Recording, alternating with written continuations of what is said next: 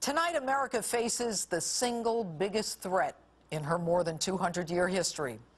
Worse than what we faced in World War I, World War II, the attack on Pearl Harbor, and Al-Qaeda on 9/11.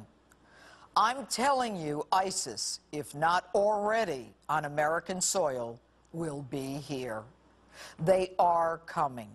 And whether they come as a legion or lone wolves, the damage will be painful and it will be extensive. It will happen here on our soil. You're fortunate that you live in a country virtually untouched by war, while in other parts of the world, it's their daily fare. Except for military families, the horrors that we watch on the news could just as well be a world away. But now, this is close. The simple truth, we are not prepared and certainly not ready. Lone wolves arrested in Washington State, Rochester, New York, and Colorado. I've been telling you for months that you need to be afraid. Now, you know me. Most of the time, I'm fearless. I've spent my life fighting, investigating, prosecuting, and sentencing the worst of the worst. But tonight, I'm worried.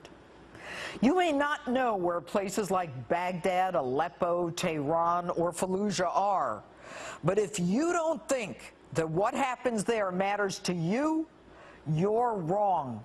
And I don't care if you live in Beaumont, Texas, New York City, or Anaconda, Montana. You need to be afraid. And what we need to do. My resolution? Airstrikes. Bomb them. Bomb them, keep bombing them, bomb them again and again. And I don't care how long it takes. Just take out ISIS, take out their convoys, and take out those troops. You may have thought it was good TV, even entertaining. But you now know it's not a joke. 2 Americans beheaded by an English-speaking barbarian, a third a Brit, while a 4th is lined up for the most brutal, savage, end-of-life experience imaginable. These are not amateurs. They are experts at the systematic, pervasive torture, mass killings, rape, public crucifixions, beheadings, some even videotaped and used as a propaganda tool to entice those who believe in evil and want to impose hell on the rest of us under the guise of their God. The ISIS terror group owns oil fields. They have a corporate structure, and they bring in $3 million a day selling oil. They leverage technology to glorify and recruit more jihadists, all while the world watches while we dither and call them a JV team. But like a lion waiting to attack, they watch their prey. They analyze us, they read us. Do we act when Americans are in danger? Do we even react? Almost 2 years to arrest the Benghazi ringleader. They know our vulnerabilities and strengths. At times, they are one and the same. We are a free and open society with risks inherent in each. They know the border is not only open, they know they'll be welcomed with no papers at all.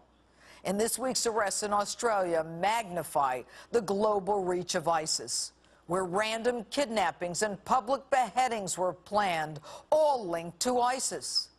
Their intent was to actually behead random members of the public, you, anyone. And they call these demonstration killings designed to shock and horrify. Yes, everything I've been telling you for months is accurate. You need to think September 11, 2001. You need to remember what it felt like then. Don't sit there and think the government has you covered.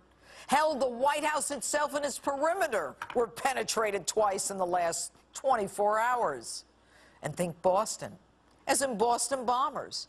2 brothers, 1 a teen, here on asylum as victims of another country. We do everything for them. And when another country calls to tell us not once but twice that they're a terror risk, our FBI investigates and concludes that they're not. And when the older brother goes back and forth to the country from which he sought asylum, he's not stopped upon his return to the U.S. by ICE or Homeland Security. These two brothers had the whole city of Boston on lockdown with a couple of pressure cookers. FBI, state police, local police, ATF, all looking for one team. Do you think anyone would be able to respond to your needs in such a situation? Not a chance. No one is taking this seriously enough. If our government were listening, our borders would be closed. If our government were listening, we'd be bombing ISIS nonstop. And if they were listening, our president would be following the advice of the military experts united on the issue of boots on the ground. But instead, our president thinks he knows more than the military experts, a disagreement highlighted this week and virtually unseen in American history. And if our government were listening, we would never have gotten out of Iraq the way that we did, with the consequences that George Bush predicted and even Leon Panetta said was a mistake. And if the government were listening, they would raise the terror threat level. When people are willing to commit war crimes on camera, they are not afraid of us. And if only you were listening this time, I'm telling you to batten down the hatches. Make plans to reach family members in the event of an emergency. Teach your children to be alert. Get supplies that might not be as easily available. Check what your kids, even teens, are looking at online. It's time for us to come together and take the threat seriously.